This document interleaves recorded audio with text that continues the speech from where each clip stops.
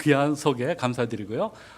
또 오늘 특별히 그 찬양 너무 좋았습니다. 그래서 저는 이렇게 찬양으로 은혜 받으면은 왜 설교를 꼭 해야 되는가?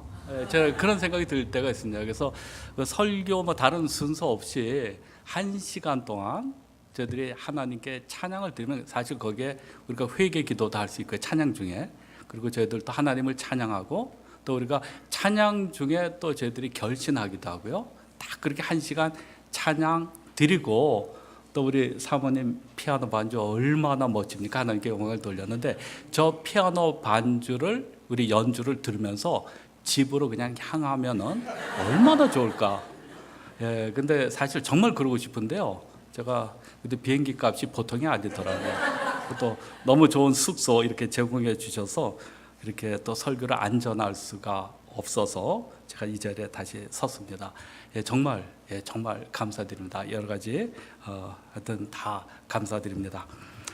사실 제가 그 집회에 그 특별히 부흥회라는 이름으로 초대를 받을 때 저는 당황스럽기가 그지없습니다. 그 이유는 제가 일반 사람들이 생각하는 그런 부흥사 스타일이 전혀 아닙니다. 제가 바보가 아니기 때문에 제가 어떤 목회자인지 제가 잘 알거든요. 그래서 사실 정말 여러분들 혹시 부흥사로 일반적으로 부흥사니까 정말 열정을 가지고 다이나믹한 프리처가 오겠구나라고 생각하시면 여러분 실망이 무척 클 것입니다. 어떤 교인이 저보고 그러더라고요. 저의 목소리가 좀 톤이 좀 가늘고 좀 높은 편이래요. 그래서 어떤 성도님이 저한테 와서 사관님은 목소리가 조금 두껍고 굵고 좀 낮으면 참 설교가 더 은혜가 될 텐데요 라고 그렇게 말씀을 하시더라고요. 그래서 이 부교님의 말씀에 굉장히 신경이 쓰여서 제가 연습을 굉장히 많이 했습니다. 연습을 많이 해서 그 몇 주 후에 주일 예배 시간에 제가 설교를 시작하면서 한번 다른 멋진 부흥사들처럼 한번 흉내를 내봤습니다. 할렐루야! 그러면서 조금 목소리를 깔고 제가 설교를 했더니 바로 예배가 끝나자마자 저한테 오셔서 사관님, 제가 한 말을 제가 취소하겠습니다. 그러니까 앞으로는 목소리 깔지 마시고 그냥 하던 대로 해주시면 감사하겠습니다. 사실 제가 생각해도 굉장히 닭살이었습니다. 그리고 두 번째로 제가 좀 당황스러운 게 외부 강사를 초대할 때마다 적지 않은 예산을 세워야 합니다. 물론 구성은 사관이기 때문에 사례비는 주지도 않고 받지도 않지만 어쨌든 그 비행기 표값이 장난이 아니고요. 또 훌륭한 아주 좋은 구세군 사관에 걸맞지 않는 또 숙소를 잡아주셔서 하여튼 제가 부담이 됩니다. 그리고 한 가지 제가 더 말씀을 드리면 제 성격이요. 또 체질상 낯선 곳에 가는 걸 제가 정말 좋아하지 않습니다. 낯선 장소, 낯선 사람들 앞에만 서면 왜 그렇게 작아지는지 그 노래 있잖아요. 그대 앞에만 서면 왜 나는 작아지는가?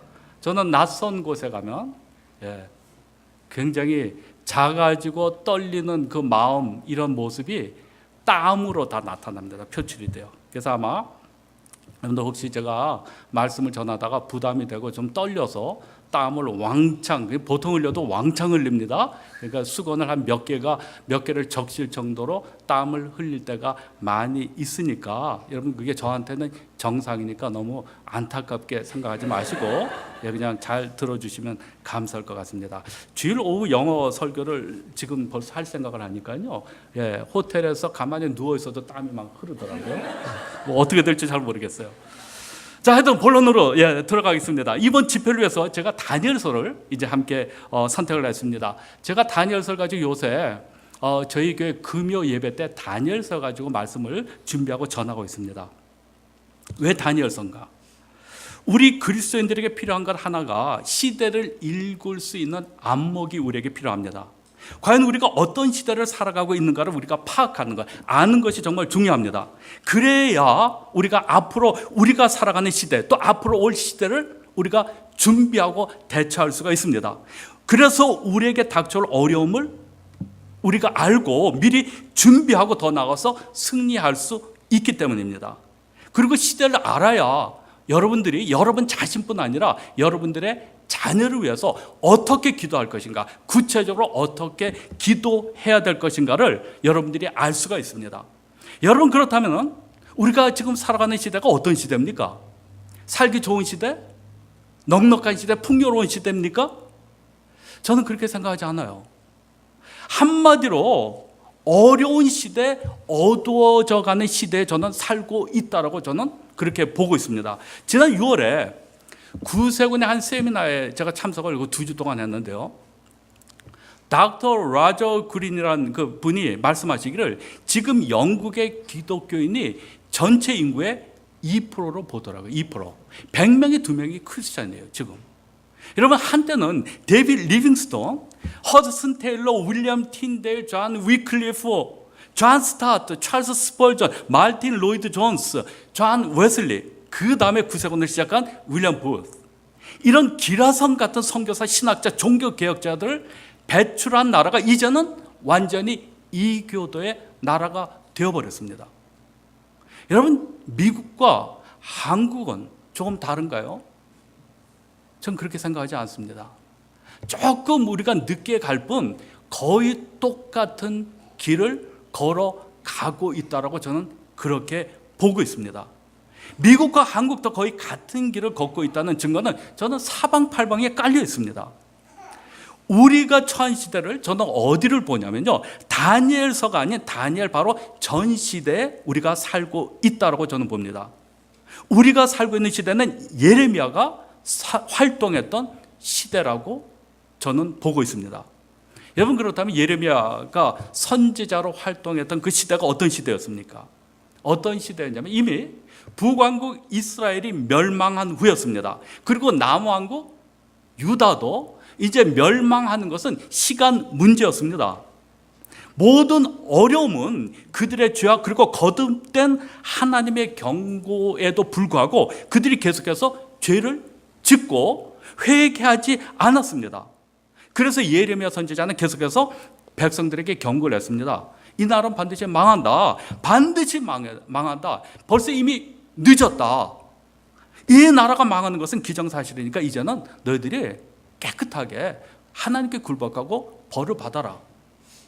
이때 활동했던, 당시대에 활동했던 수많은 수백 수천, 아마 어떤 신학자들은 그 당시에 선교사로, 그러니까 선지자로 활동을 했던 선지자의 수를 10,000명 이상으로 보는 신학자들이 있습니다. 그런데 이 모든 예레미야와 몇 명의 선지자를 빼놓고는 거의 99%의 선지자들이 뭐라고 얘기했냐면 이렇게 얘기합니다. 아니다. 우리는 결코 망할 수 없다. 우리는 선민이 아닌가. 그리고 더군다나 하나님께서 거하시는 예루살렘 성전이 바로 이 예루살렘 땅에 있는데 어떻게 이 나라가 망할 수 있냐라고 그들은 외칩니다. 이것이 바로 지금 우리가 처한 시대와 환경과 비슷하다는 말씀입니다. 여러분, 세상의 막강한 권력과 세속과 우상화에 갇히기 시작하는 시대에 우리가 살고 있습니다. 그런데도 불구하고 오늘날 수많은 사람들이 긍정의 신학을 전합니다. 긍정의 신학에 빠져서 괜찮아, 모든 것이 괜찮아질 거야를 노래하고 있습니다. 그래서 사람들은 거기에 귀를 기울이고 있습니다. 괜찮아, 지금 조금 어렵긴 해도 그래도 우리가 잘 살고 있지 않느냐라고 사람들이 얘기합니다. 그러나 저는 감히 말씀을 드립니다. 이대로 가면 한국도 망하고 미국도 망합니다. 돌이킬 수 없는 어둠의 길로 지금 다른 박질하고 있습니다. 그런데 제가 왜 이 다니엘서를 여러분들과 함께 나누기를 원하냐면요, 이 다니엘서는 이스라엘이 철저하게, 지금 현재 예레미야 시대는 이스라엘이 망하기 전인데 다니엘서는 이스라엘이 완전히 철저하게 망한 후에 전개되는 하나님의 역사 이야기이기 때문입니다. 신앙을 지키기는 거의 불가능에 가까운 시대 속에서 신앙을 지키는 사람의 모습을 우리는 이 다니엘서를 통해서 볼 수가 있다는 거죠. 다니엘, 또 누가 있습니까? 세 친구가 있잖아요. 완전히 신앙생활할 수 없는 그런 시대에서 그들이 찬란하게 하나님의 영광을 드러내는 모습을 통해서 우리들도, 우리 후손들도 아무리 세상이 어둡다 할지라도 우리도 그 가운데서 얼마든지 우리가 신앙생활을 할 수 있고 우리가 하나님께 영광 돌리는 삶을 살 수 있다라고 저는 분명히 믿기 때문에 바로 이 다니엘서를 여러분들과 나누기를 원합니다. 여러분, 그렇다면은 어지러운 세상, 이 세속적인 세상에서 다니엘과 다니엘의 세 친구가 어떻게 찬란하게 빛날 수 있었는가? 바로 그 이유가 무엇이냐는 거죠. 답은 뻔합니다. 믿음입니다. 믿음. 그런데 그냥 믿음이 아니라 바른 믿음이 있었기 때문입니다. 우리 역시 세상을 이기기 위해서, 어둠을 이기기 위해서 우리에게 필요한 것은 믿음, 오직 믿음이라는 것이죠. 어느 날 한 집사님으로부터 제가 전화를 받았습니다. 저희 교회 교인 아닌 다른 집사님한테 제 라디오 방송 설교를 듣고 궁금한 것이 있다고 하시면서 저한테 전화를 주셨습니다. 쉽게 말씀드리면 전화로 저에게 이제 뭔가 따지기 위해서 저한테 전화를 하신 거죠. 제가 라디오 방송 그 설교에서 이런 말씀을 드렸습니다. 한국에서 건축업자들이 가장 꺼려하는 건축 공사가 바로 교회 건축이라고 합니다. 예, 끄떡끄떡거리시는데 그 이유를 아시겠어요? 예, 그 중에 하나가 뭐 몇 가지가 있는데 사람들이 그 교회 건축을 잘 맡으려고 하지 않는다고 합니다. 예를 들어서 그 이유는 10억의 건축 예산이 있어야 하는데, 그러니까 10억을 이제 계획을 잡는데 1억만 있으면은 건축을 시작한다는 것이죠. 9억은 믿음으로. 여러분, 이것이 믿음이죠? 믿음인가? 여기에 대해서 제가 좀 비판을 했습니다. 또 교회만큼 건축비를 많이 깎는 것이 없다고 합니다. 그러면 건축업자가 뭐 합니까? 물 먹고 뭐 건축합니까? 물 먹고 삽니까? 자연히 부실 공사를 하게 된다는 것이죠. 여러분, 우리가 믿음을 강조하기 전에 상식이 회복되어야 합니다. 여러분, 본질을 볼 수 있어야 합니다. 여러분 가운데 아직도 주위 사람에게 비상식적인 사람 혹은 몰상식한 사람으로 비춰지는 분이 계시다면 우리가 믿음을 얘기하기 전에 상식적인 삶의 모습부터 우리가 회복해야 한다는 것이죠. 저는 그 교회에서 이런 그 설교 시간에 사실은 설교 내용에 별로 적합하지 않은 내용을 말씀을 드릴 때가 많이 있습니다. 그래서 제가 이런 얘기 많이 하죠. 우리 꼭 인사에 관한 얘기 제가 정말 많이 하거든요. 왜냐하면 인사 언제 배우셨습니까? 보통 인사를 잘하는 법을 우리가 유치원이나 아니면 초등학교 1학년, 2학년 때 보통 띄어야 되는데, 아직까지 나이가 40이 되도록 50이 되도록 60이 되도록 인사하는 법을 잘 모르시는 분들이 계세요. 그래서 그것 때문에 많은 사람들이 상처를 받아요. 그래서 그런 사소한 일, 제가 2주 전인가는 여러분 식당을 가시면, 제가 오늘 우리 정교님 댁에서 식사를 정말 맛있게 대접을 받아서 말씀드린 거 절대 아닙니다. 예, 제가 정말 우리 교인들한테 여러분들이 식기도 하시려면 식당 가서 제발 팁 20% 내세요. 예, 만약에 크리스찬인 걸 이제 기도는 뭐 속된 말로 빡세게 해놓고 팁을 10% 딱 내고 가면요, 예수 믿지 않던 웨이터나 웨이트레스들이 이거 뭐야? 완전히 마음의 문을 닫아 버린다는 겁니다. 돈 없으면 뭐 해야 됩니까? 식당 가지 마세요. 돈 없으면 집에 가서 빈대떡 부쳐 드시면 되지 않습니까? 뭐 꼭 식당. 그래서 저는 20% 이상 팁을 내지 않을 바에는 우리가 식당에 가지 말자. 빈대떡 부쳐 먹자. 이렇게 저는 주장을 하고 있습니다. 우리는 믿음을 얘기하기 전에 상식적인 삶의 모습을 회복해야 됩니다. 그리고 이 상식을 뛰어넘어서 믿음의 사람, 하나님의 역사가 나를 통해서 나타나는 사람, 예수 그리스도의 인격이 나를 통해서 나타나는 믿음의 사람이 되어야 한다는 것이죠. 근데 이분은 이렇게 얘기하는 거예요. 건축 헌금이 1억밖에 없어도 그것을 가지고 하나님의 능력에 힘입어 10억짜리 교회 건물을 짓는 것이 믿음이 아니면 도대체 무엇이 믿음이냐고 저에게 정중하게 항의하셨습니다. 이분의 말씀이 역시 틀린 말씀은 아니죠. 그렇죠? 저는 틀린 말씀은 아닙니다. 히브리서 11장 1절에서 믿음의 정의가 나옵니다. 믿음은 바라는 것들의 실상이요 보지 못하는 것들의 증거라고 했기 때문에 당연히 어쩌면 우리가 1억을 가지고 10억의 건물을 바라보고 얼마든지 우리가 기도할 수 있습니다. 그러나 제가 말씀을 드리고자 했던 뜻은 이 세상에 누구든지 본인이 원한다고 목회자 되는 것이 그것이 다 한 믿음은 아니라는 것이죠. 그러면 저하고 사관님만 우리만 믿음 있는 사람입니까? 아니잖아요, 그렇죠? 예. 그리고 우리의 모든 자녀들을 한 명도 빼놓지 않고 선교사로 내보내는 것, 이것이 다 믿음입니까? 그거 아니라는 거죠. 이 세상에 세워지는 모든 교회, 그리고 교회 건물이 다 믿음으로 세워진다고 보지 않습니다. 내게 능력 주시는 자 안에서 내가 모든 것을 할 수 있는 일을 하면서 부자 되는 것이 하나님의 뜻이 아니라는 것이죠. 믿음이라는 것은 뭐냐면은 우리의 뜻을 하나님의 뜻에 맞추는 것입니다. 자, 1억을 가지고 믿습니다 외칠 때 9억이 저절로 생겨서 10억짜리 교회를 짓는 것이 하나님의 뜻일 수도 있지만, 저는 이것을 부정하거나 이것이 이런 기적을 믿지 못하는 그런 사람은 아닙니다. 그러나 하나님의 뜻이 아닐 수도 있다는 거죠. 어쩌면 10억이 있지만 우리가 10억이 분명히 있어요. 그래서 얼마든지 지금 교회 건물을 지을 수가 있는데도 불구하고 1억짜리 허름한 교회 건물을 짓고 대신 9억을 가지고 선교와 구제를 위하여 쓰는 것이 하나님의 뜻일 수 있다는 것입니다. 또 1억을 가지고 10억짜리 건축을 하려다 보면 무리해서 잘못해서 교인들을 기만하는 그런 사기가 될 수가 있다는 말씀입니다. 여러분, 내가 비전을 갖고 무슨 일을 하려고 할 때 과연 내가 믿음의 사람인가? 아니면 허황된 몽상가인가? 아니면 이 일에 남을 끌어들여 함께 망하려 하는 그런 사기꾼인가를 우리가 스스로 가려야 할 줄 믿습니다. 그래서 먼저 오늘 우리가 이 본문을 통해서 이스라엘 백성들을 살펴보기를 원합니다. 먼저 1절을 제가 다시 한번 읽겠습니다.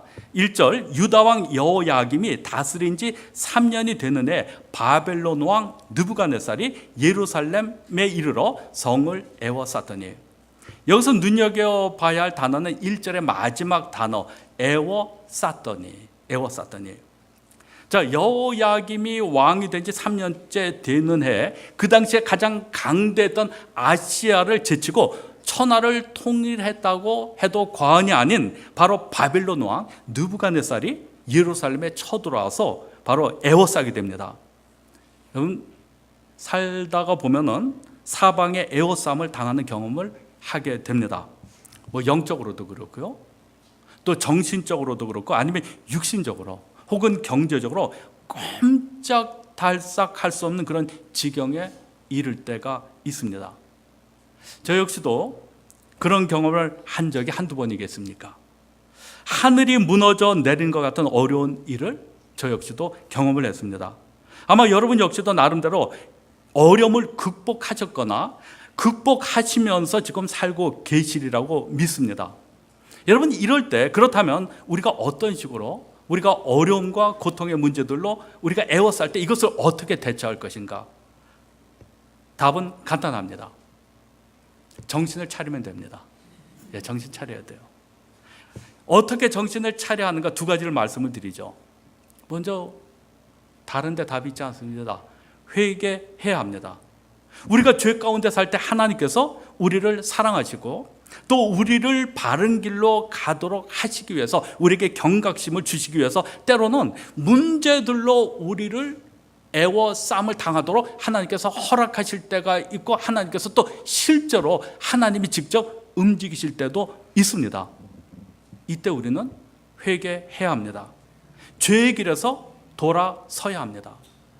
자, 두 번째로 아무리 인생이 힘들어도 하나님의 손길이 우리와 함께 하심을 기억해야 한다는 것입니다. 자, 우리가 하나님의 일을 하거나 하나님의 뜻대로 살려고 하는데 어려움이 있습니까? 없습니까? 고통이 있습니다. 열왕기하 6장을 보면 이런 얘기가 나옵니다. 북왕국 이스라엘 북쪽에 아람이라는 왕국이 있었습니다. 근데 북왕국 이스라엘과 국경을 이렇게 나란히 하다 보니까 계속해서 이제 그 분쟁이 끊임이 없었습니다. 그래서 이 아람 왕이 이제 북왕국 이스라엘을 무너뜨리기 위해서 북왕국 이스라엘의 왕을 죽이면 이제 이거는 전쟁은 끝이 났다라고 생각을 하고 계속해서 이제 정탐꾼을 보내고 또 매복조를 이제 보내서 이 이스라엘 왕을 죽이려고 몇 번이고 애를 썼습니다. 그런데 이때마다 엘리사 선지자가 왕에게 전가를 보내죠. 지금 당신이 어디 가면 거기에 이미 그 아람 국에서 온 매복하는 군대가 있으니까 조심하십시오. 피해 가십시오. 가지 마십시오.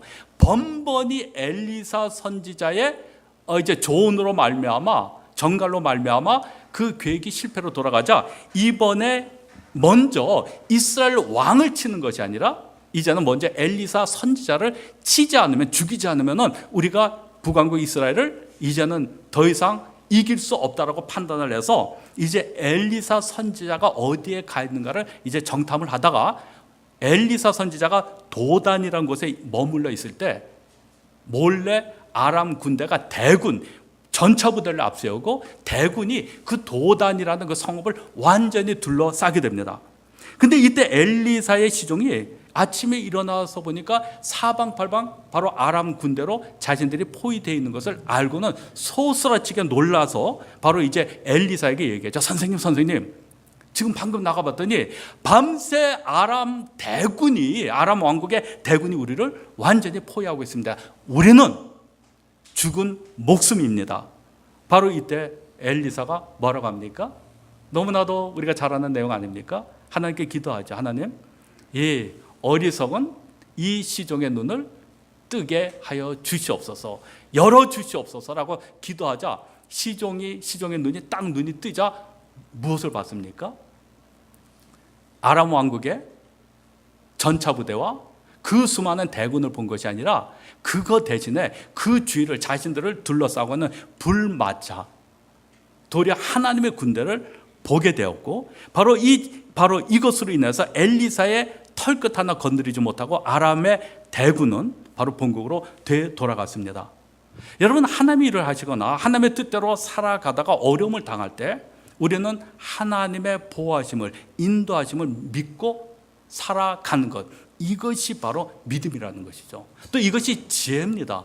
저는 어제가 무디 우리 사관님 생각이 갑자기 나는데 같이 무디에서 신학 공부할 때 어떤 한 교수님이 지혜의 정의에 대해서 말씀을 하시더라고요. 근데 지혜의 정의가 뭐냐면 어떤 일을 당한다 할지라도 어떤 어려움이 있다 할지라도 하나님께서 인차지하고 계신다.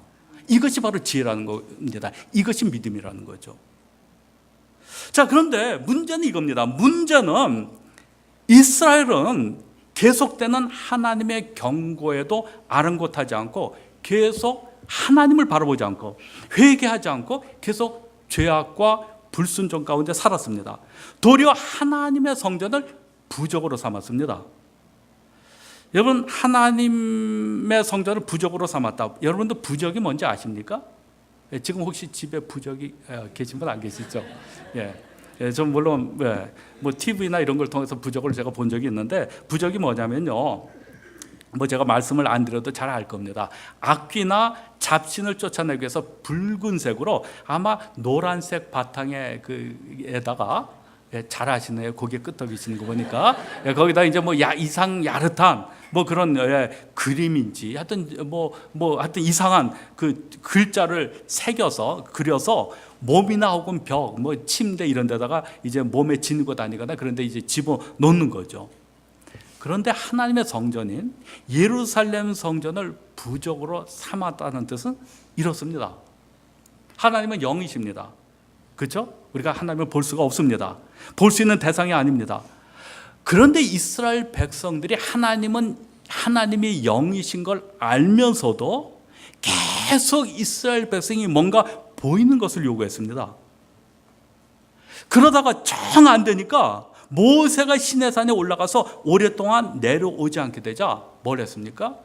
금을 모아서 금 송아지를 만들어 그 금 송아지가 자신들을 애굽 땅으로 이끌어낸 우리의 신으로 섬기기까지 하고 이제는 이 금 송아지에게 우리가 살던 정말 내가 살기 좋긴 무슨 노예 정말 죽을 수밖에 없고 죽지 못해 살았던 그 애굽 땅으로 다시 자신들을 데리고 가게 해달라고 그 금송아지를 섬기는 모습을 볼 수가 있습니다.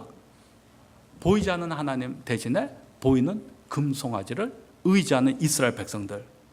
또 그 다음에 그들은 보이지 않는 하나님의 인도와 손길보다는 눈에 확실히 보이는 지도자를 원했습니다. 그래서 그들이 요구한 것이 무엇입니까? 왕이죠.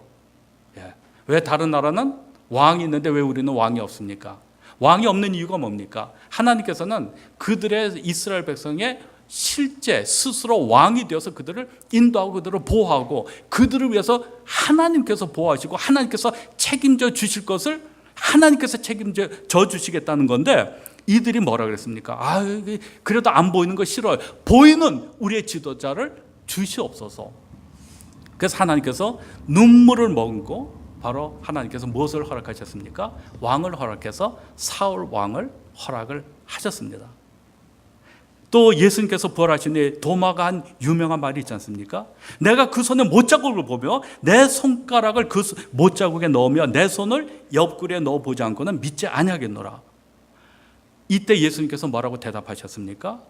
너는 나를 본 거로 믿느냐? 보지 못하고 믿는 자들은 복되도다. 여러분, 제가 신약과 구약을 전체를, 이스라엘 전체 역사를 봤을 때 이스라엘 백성들이 가장 믿음이 없고 불신의 시대가 언제였는지 아세요? 출애굽 40년 동안이 가장 불신의 시대였습니다. 그들은 매일 하나님의 기적을 봤습니다. 아침에 뭘 봤죠? 구름 기둥, 밤에는 불 기둥, 낮에는 구름 기둥, 밤에는 불 기둥. 아침에는 뭐를 만나로 먹고 저녁에는 메추라기를 그들은 먹었습니다. 그리고 홍해가 갈라지는 것을 봤습니다. 하나님께서 10가지 재앙을 통해서 이스라엘 민족을 해방하는 것을 두 눈으로 다 봤습니다. 반석에서 물이 솟는 것을 봤습니다. 그러나 그들 중에서 장정 60만 명 가운데서 믿음으로 말미암아 요단강을 건넌 사람은 단 2명이었습니다. 매일 기적을 체험해도요, 기적이 우리의 믿음을 굉장히, 기적 한 번만 하나님께서 나에게 기적을 허락하시면 내가 정말 믿음이 돈독해질 것 같잖아요. 안 그래요. 우리가 얼마나 우리가 그냥 변화무쌍해서요. 우리가 하나님 정말 감격하다가 그 다음에 하나님 조금 더 큰 거 보여주실래요? 조금만 더. 여러분, 신학시대 때도 가장 불신의 시대가 바로 예수님께서 3년 동안, 공생의 기간 동안 얼마나 많은 병자를 고쳐주셨습니까? 거의 모든 이스라엘 백성이 직간접적으로 기적을 체험했습니다. 그러나 마지막으로 예수님께서 십자가에 달려 돌아가실 때 예수님과 함께한 자가 누가 있었습니까? 그러니까 여러분, 제가 우리 교인들에게 늘 말씀을 드렸는데, 너무 보이는 것, 때로는 경험이 필요하고 제3국에서 하나님의 기적이 있어야만 복음이 편만하게 전파될 수 있는 그런 환경이 분명히 있습니다. 그런 데서 하나님의 성령의 역사가, 은사가 팍팍 일어날 때가 있는데요, 그냥 우리 가장 좋은 건요, 예수 사랑하심을 성경에서 배웠으면 좋겠어요. 하나님의 세상을 이처럼 사랑해서 독생자를 주셨습니다. 아멘, 아멘, 감사합니다. 이거면 됐습니다. 성경 하나면 넉넉하지 않나요? 예.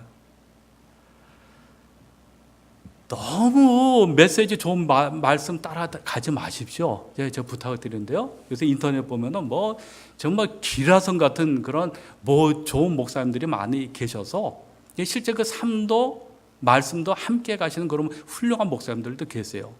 그런데 제가 우리 교인들한테 그렇게 말씀을 못 드려요. 왜냐하면 중이 제 머리 못 깎으니까. 근데 말씀을 드리는데, 말씀 하나로 만족하시고 성경 하나만 딱 잡으시면 그걸로 만족하실 수 있는, 그것이 필요 충분한 조건이 될 수 있는 그런 크리스찬들이 됐으면 좋겠어요.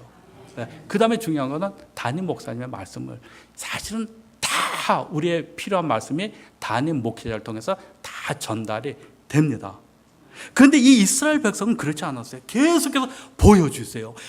항상 보여줬는데 그래도 계속 보여달래요. 자, 그래서 하나님께서 이 연약한 이스라엘 백성을 배려해서 상징물을 하나님께서 허락하신 경우가 있습니다. 바로 법궤였습니다. 이스라엘 백성들이 하도 하나님의 인도와 보호하심을 까먹기를 밥 먹듯이 하니까 법궤를 만들어서 그 안에 뭐를 집어넣었죠? 아론의 지팡이, 만나가 든 항아리와 십계가 든 새겨진 돌판을 넣어서 하나님께서 너희들 위해서 어떻게 역사하셨는가를 기억하도록 법궤를 하나님께서 허락하셨습니다. 그러나 시간이 지남에 따라서 이스라엘 백성에게 이 법궤의 뜻과 의미는 사라지고 그 법궤를 부적처럼 사용했습니다. 그래서 블레셋 군대와 막 싸우다가 계속 패배하니까 그 다음에 뭘 들고 앞장을 서서 나갔죠? 예, 법궤를 앞세우고 나가다가 전쟁에 크게 도리어 전쟁에 이길까 하고 나갔다가 큰 패배를 당해서 이스라엘의 많은 군대가 죽음을 당했을 뿐 아니라 법궤까지 빼앗기는 일이 생겼습니다. 여러분, 이들에게는 법궤는 하나님의 상징물이 아니라 단순한 우상의 부적이었습니다. 자, 예루살렘 성전 같은 경우에는 하나님께서 원하신 것이 아니었습니다. 하나님께서 원하시는 것이 다윗 왕이 원해서 지은 겁니다. 역대상 17장을 보면요, 이럽니다. 다윗이 왕위에 오른 다음에 이제 수많은 전쟁 끝에 이제 나라가 어느 정도 안정을 찾게 되었습니다. 그래서 이제 그 궁전도 새로 짓고 나서 편안하게 이제 잠을 청하려다 보니까 문득 무엇이 생각이 나냐면, 하나님의 법궤는 아직도 장막에 있는데, 아직 성막에 있는 거예요. 나는 이렇게 화려한 궁전에서 잠을 자고 생활하는데 하나님의 법궤는 저 장막에 있으니 여러분 같으면 찝찝하니까 찝찝하지 않습니까? 찝찝하죠. 미안하죠. 그러니까 자기가 궁전을 짓기 전부터 하나님의 성전을 지었으면 모르는데 자기가 실컷 잘 살다가, 여러분들 맛있는 거 막 자녀들이 그러잖아요. 평상시에는 잘 먹다가 가끔 부모 생각하지 않습니까? 우리 아들만 그런가요? 자기는 잘 살다가 어쩌다가 미안하니까 바로 부모님을 생각하는 것처럼 바로 다윗도 그런 거였던 것 같아요. 그래서 이제 다윗이 뭐라고 하냐면, 내가 이렇게 백향목으로 지은 궁궐에 나는 살고 있는데 여호와의 법궤는 천막 안에 있다니 이래서야 되겠습니까? 바로 이때 하나님께서 나단 선지자를 통해서 자신의 뜻을 분명하게 말씀하셨습니다. 너 내가 걸 집을 건축하지 말아라. 내 뜻이 아니다. 나는, 하나님은 어떤 분이십니까? 무소부지하신 분 아닙니까? 이 세상 어디에나 계시는 분입니다. 내가 어디에나 있는 무소부지한 하나님인데 너 나를 그 작은 곳에 나를 가두려고 하느냐? 너 짓지 말아라. 그리고 그동안에 너희들이 가나안 땅에 들어온 이후에 400여 년 동안 내가 어느 사사에게 너 왜 나를 위해서 성전을 짓지 않냐고 내가 언제 꾸짖은 적이 있느냐? 내 뜻이 아니야 라고 말씀을 분명히 해 주셨는데, 바로 다윗이 계속해서 졸랐습니다. 하나님 짓게 해주세요. 하나님, 제가 찝찝합니다. 제가 편안하지 않습니다. 제가 이 백향목으로 진 이 궁전에서 좀 편안하게 살도록 하나님 성전 짓게 해주세요. 그때 법궤가 좀 그럴듯한 곳에 있어야지 저도 마음껏 이 궁전에서 편하게 지낼 거 아닙니까? 그러니까 하나님께서 할 수 없이 그것을 허락을 하셔서, 그것도 다윗이 짓도록 허락하지 않고 바로 솔로몬이 짓도록 그렇게 허락을 하셨지만 그것이 하나님의 뜻이 아니었다는 겁니다. 자, 그런데 이제 세월이 지남에 따라서 드디어 우려하던 일이 벌어지고 있었습니다. 성전은 계속 존재했지만 성전의 주인이신 하나님은 간 곳 없고 오직 빈 껍데기 성전만이 남게 되었습니다.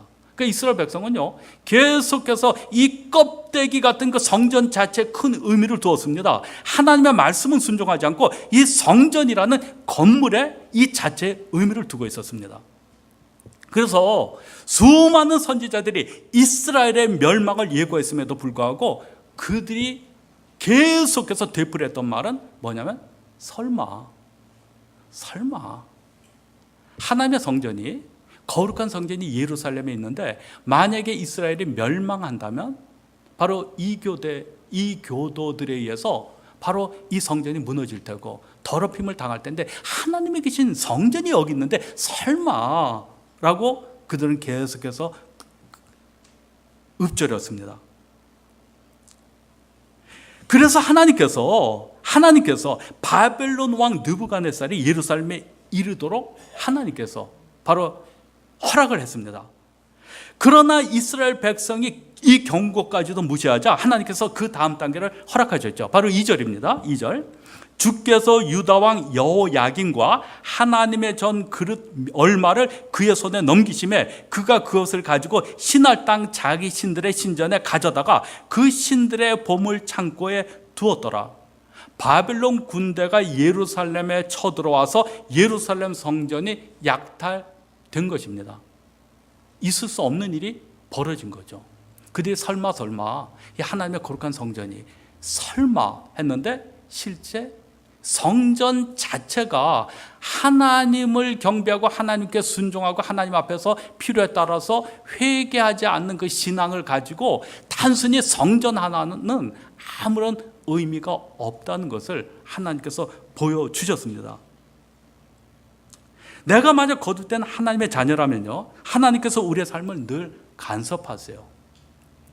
하나님의 뜻대로 살아갈 때 하나님께서 우리를 평탄한 길로 인도하시며 늘 좋은 것을 주십니다. 그러나 만약에 하나님의 자녀로서 하나님의 뜻대로 살아가지 아니할 때는 하나님께서 여러 가지 모양으로 경고하십니다.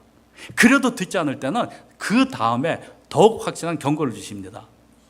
이스라엘 백성이 불순종할 때 먼저 바벨론의 대군이 침입해서 성을 에워쌌죠. 그런데도 계속해서 회개하지 않게 되자 군대가 침입해서 그들이 가장 귀하게 생각하는 예루살렘 성전까지 침입을 당하여 그 안에는 많은 기구를 약탈당하게 됩니다.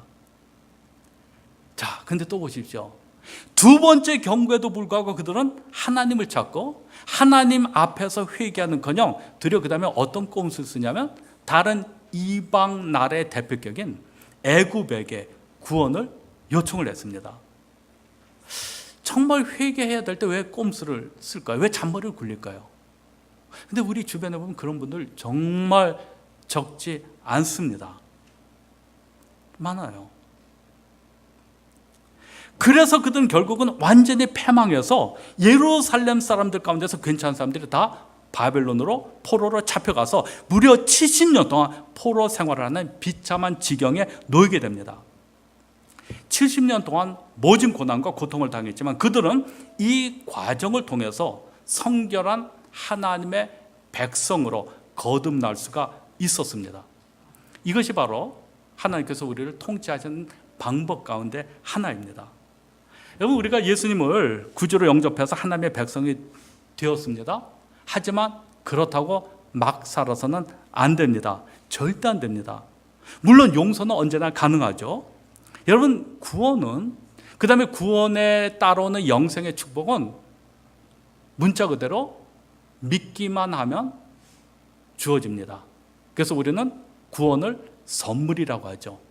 다른 거 거기다가 뭘 붙이면 절대 안 됩니다. 11조를 해야 된다, 방언을 해야 된다, 뭘 해야 된다, 한 달에 한 번씩 우리 사관님께, 담임 사관님께 짜장면을 사드려야 된다. 이거는 시카고 법이고요. 아무것도 필요 없어요. 내 죄를 알고 내 죄를 고백하고 예수님께서 나를 위해서 십자가에 달려 돌아가신 것을 믿고 입으로 신하고 예수님을 나의 주님으로 영접하면 누가 뭐래도 우리는 하나님의 자녀, 하나님의 백성, 그리고 영생의 축복이 우리 가운데 옵니다. 그러나 이 땅 위에서의 축복 있잖아요. 이 땅 위에서의 축복은 하나님의 계명에 얼만큼 순종하느냐에 거기에 달려 있습니다. 구원과 이 땅에서 내가 누릴 축복은 별개입니다. 다시 말씀드립니다. 구원은 믿음으로 옵니다. 마음으로 믿고 입으로 신하면 구원과 영생의 축복이 옵니다. 하지만 이 땅 위에서 내가 범사에 잘되고 강건하기 위해서는 바로 믿음의 행위가 뒤따라 올 때 가능하다는 거죠. 건강한 믿음을 가지셔야 합니다. 건강한 믿음 혹은 바른 믿음이 없이는 교회 나오는 것 자체가 잘못하면 부적이 될 수 있습니다. 하나님의 뜻에 순종 못하시면서 헌신이 없으시면서 교회 하나 나오는 것 그 자체만으로 만약에 마음의 위안을 삼는다면 여러분, 이것 자체가, 교회 나오는 것 자체가 부적일 수도 있다는 것입니다. 주일 성수뿐 아니라 여러분 주일 성수 해야죠. 또 11조도 해야 되지만 이것 가지고 체면치레하는 교회 생활로 하나님께 대하여 찝찝한 마음을 없애려고 한다면 이스라엘 백성에게 주어진 그 성전이나 법궤처럼 아무짝에도 필요 없는, 아니 도리어 자신을 속이고 하나님을 속이는 그런 부적일 수밖에 없다는 겁니다. 여러분들 성경책 얼마나 귀한 말씀, 성경책 아닙니까? 나의 사랑하는 책, 성경책. 그러나 성경책을 읽지도 않고요, 그냥 성경책 가지고 다니는 거로 마음이 위안이 된다면 이거 역시도 거룩한 성경책이 부적이 될 수가 있습니다. 십자가도 얼마든지 우상의 대상이 될 수 있습니다. 십자가의 뜻을 알지 못하고 내게 주어진 십자가를 지고 예수님께서 가신 그 길을 따라가지 않으면서 십자가를 그저 차에 걸고 집 안에 걸어두는 것으로 마음의 위안을 삼는다면 그는 십자가가 아니라 부적입니다. 세상은 지금 어두워지고 있습니다. 제 아들 얘기로 오늘 말씀을 마치겠습니다. 제가 하나 미리 경고를 말씀을 드리는 것은, 저는 지난 21년 동안 시카고 구세군 교회에서 목회를 하면서 21년 동안에 제가 시카고의 파다하게 확실하게 알려진 어떤 목회자로, 어떤 목회자로 알려졌냐면 때를 어떤지 못 어떤지 아들 얘기하는 사람으로 제가 알려진 사람입니다. 때를 어떤지 못 어떤지. 아마 여러분들 조금 저하고 얘기를 하다 보면은 아마 그를 금방 저런 사람이 다 해서 저런 사람을 강사로 초빙을 해서 이럴 정도로 제가 아들 얘기를 엄청 하는 사람입니다. 그러니까 너무 놀라거나 또 너무 두려워하지 마시기 바랍니다. 그래서 미리 경고를 드리는데, 제가 아들을 생각할 때마다 마음이 찡합니다. 제가 우리 결혼한 지 우리 10년 만에 11년 만에 태어났습니다. 저희 아들이. 그래서 두 번 유산하고 세 번째는 이제 10달을 다 채워서 아이가 딸이 태어났는데 여기 심장에 문제가 있어서 2시간도 못 살고 이제 먼저 갔습니다. 근데 꼭 뭐 그런 어렵게 그리고 11년 만에 태어났기 때문에 아들 얘기하는 건 아닙니다. 하여튼 여러분들 내일 저녁에 만약에 혹시 오시지 않는 분들은 분명히 아들 얘기 듣기 싫어서 안 오신 걸로 좀 그렇게 간주하도록 하겠습니다. 근데 제가 아들을 생각하면서 제가 굉장히 좀 안타까운 것이, 제 아들이 중학교 때부터 꾸었던 꿈이 있습니다. 그 꿈이 뭐냐면, 나는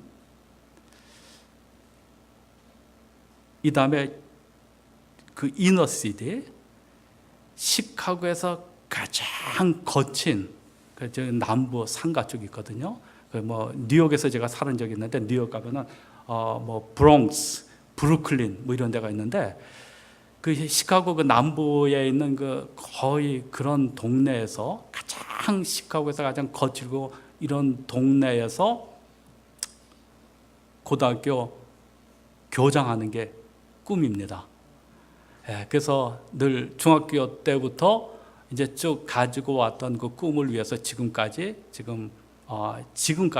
이제 대학원을 다녔는데 지금까지는 그 꿈을 이루어 가고 있는 중입니다. 그리고 자기가 글쎄요, 이거는 뭐 하나님을 위해서 그런 일을 하겠다고, 제가 미국을 살리는 길은 교육밖에 없다라는 그런 어떤 그 신념을 가지고 여태껏 잘 달려오고 있는데, 제가 보기에는 앞길이 너무너무 힘든 거예요. 왜냐하면 만약에 정말 능력이 돼서, 제가 계획이 있습니다. 30살 되기 전에 자기가 미국에서 가장 젊은 나이에 내가 고등학교 규모 있는 고등학교 교장이 될 거다라고 얘기하는데, 힘든 것이 세상이 어두워지고 있어요. 세상에 만약에 정말 어떤 그 교장의 자리가 있을 때 정말 모든 능력을 갖췄지만 하나님의 사람을 이 세상이 교장으로 뽑기를 원하지 않는 시대에 살고 있습니다. 당신 동성애 연애에 대해서 어떻게 생각하냐라고 얘기할 때 거기에 대해서 하나님께서 원하시는 답변을 했을 때 절대 교장이 될 수 없는 그런 시대에 지금 살고 있습니다. 그래서 제가 아들을 보면요, 그 얘기를 조금 비슷한 얘기는 하지만은 솔직하게 제가 가지고 있는 모든 얘기를 꺼내놓을 수가 없다. 너 이 다음에 절대 교장 못 돼. 너가 하나님의 믿음을 포기하던가, 포기하면 모르지만 그렇지 않고 하나님의 사람으로 네가 하나님의 말씀대로 살아가고 하나님의 말씀대로 뭔가를 얘기할 때, 너의 비전을 펼칠 때 이 세상은 이제 너를 교장으로 앉히기를 원치 않는 세상이라고 얘기하기를 원치, 그런 얘기를 제가 제대로 하지 못했습니다. 그런데요, 그러면서 제가 소망을 찾은 게, 그런 가운데서 소망을 찾은 게 바로 다니엘서라는 겁니다. 다시 서두로 돌아가면 완전히 이 세상에서 하나님의 사람으로 살아갈 수 없는 그 환경 속에서 다니엘과 그 세 친구 사드락과 메삭과 아벳느고가 하나님의 영광을 얼마나 멋지게 드러냈습니까? 여러분 자신들 위해서도 기도하시지만, 여러분 진짜 세상은 어두워집니다. 믿음을 가진 자들이 핍박을 받을 날이 곧 옵니다. 그때 두려워하지 마십시오. 믿음의 사람들은 바로 다니엘과 세 친구처럼 그 어둠 속에서 빛을 발할 수 있고, 이것을 위해서 제가 여러분들 숙제를 드리기 위해서 왔습니다. 저 아들 가지고 안 되거든요. 예, 우리 이원철 사관님한테는 3명이나 있어요. 그 귀한 아들이. 예, 여러분들 자녀들을 위해서도 여러분들 기도할 때 어떻게 기도하세요? 예, 뭐라고 기도하십니까? 우리 아들 공부 잘해서 의과대학 가고 혹은 로스쿨 가서 정말 잘 먹고 잘 살게 해달라고 여러분들 그렇게 기도하실 겁니까? 예, 그러시면 안 돼요. 마지막 시대를 살아가고 있습니다. 제가 아들한테 늘 얘기합니다. 야, 장한국이에요. 그러니까 잘 안 되면 안 되죠. 이름이 한국인데. 제가 얘기합니다. 야, 한국아, 내가 아빠가 너에 대해서 가장 악몽이 뭔지 아냐? 내가 너에 대한 그 어떤 인생에 대한 그림을, 아들에 대한 인생의 그림 가운데서 가장 아주 악몽이 뭐냐면은 네가 공부 잘해서, 만약에 그래 사람들이, 많은 부모님들이 원하는 의과대학을 갔다, 의과대학을 가서 좋은 예쁜 여자를 만나서 좋은 자동차 타고 좋은 서버브에 있는 멋진 집에서 그냥 살아가는 것, 알콩달콩 살아가는 것, 그것이 아빠가 보는 최악의 너희 인생의 그림이란다. 전 그렇게 얘기해요. 뭔가 내 자녀가 뭔가를 해줬으면 좋겠어요. 그래서 저는 여러분들도 여러분들 자녀를 위해서 기도하실 때 여러분들 기도의 내용이 바뀌게 될 줄 믿습니다. 이제는 미국을 위해서 여러분들의 자녀가, 내 자녀가 미국의 다니엘이 되게 해주시옵소서. 예, 이제는 우리의 시대가 조금 지났다 할지라도, 또 내 자녀가 지금 조금 빗나간다 할지라도 여러분 하나님께서 하실 수 있습니다. 예, 하나님께 의지하고 하나님의 능력을 믿고 그런 기적을 바라야죠. 예, 그런 기적을 바라면서 우리가 진정한 의미에서 우리가 교회가 회복될 수 있도록, 우리 자녀들이 하나님의 은혜 가운데 다시 설 수 있도록, 미국을 일으켜 세울 수 있도록, 비록 바빌론의 대군이 바로 우리를 에워쌀지라도 바로 우리의 하나님의 불마차가 우리의 보호하심을 확실하게 믿는 그런 하나님의 백성이 되는, 또 그런 확신을 할 수 있는 이번 주말이 되기를 바랍니다. 이런 은혜가 여러분 가운데 함께 하시기를 축원드립니다. 하나님 아버지, 이 시간에 저희들 어둠 속에서도 완전히 이스라엘이 망하고 나라 자체가 없어졌고 성전은 완전히 무너져 돌 하나 남겨지지 않고 예루살렘 성까지도 완전히 회파되어 무너진 그 순간에 다니엘이 그 적국에서, 그 바벨론 땅에서 하나님의 영광을 나타내는 이 놀라운 일들을 우리가 다시 이 미국 땅에서 재현하기를 원합니다. 나를 통해서 이런 일들이 일어나기를 원하고 내 자손 이런 일들을 보기를 원합니다. 하나님 아버지, 정말 세상은 아무리 살기 좋아진다고 한들 세상이 가는 길은 뻔한 줄 믿습니다. 그러나 우리가 가는 길도, 우리가 승리하는 것도 뻔한 줄 믿사오니 하나님이 저희들 붙잡아 주시고 저희들을 통해서 승리하게 하여 주시옵소서. 예수님의 이름으로 기도드렸사옵나이다.